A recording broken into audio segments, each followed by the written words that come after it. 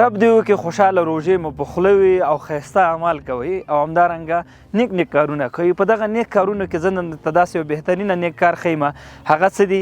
سږکال روژه کې بیا هم غواړو یو غریب او بېوزلې فامیل لپاره موږ $80 معادل یو کڅوړه یا خوراکي مواد په نظر کې نیولي، تر څو پورې دغه ښایسته روژې ښایسته تېرې کړي. دا نه یې غمجن نه یې خپل اولادونو لپاره یا د خپل ځان لپاره چې روژه به په څه شي بندوم او روژه به په څه شي ماتوم. دا چانس تاسو ته هم مخ تږدم.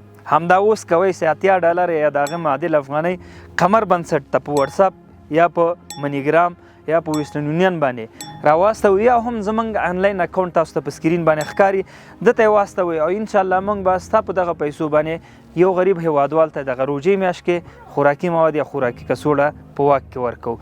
هغه به روژې نیسي، الله به اجر هغه ته هم ورکوي او همغه اندازه اجر به الله ته هم درکوي.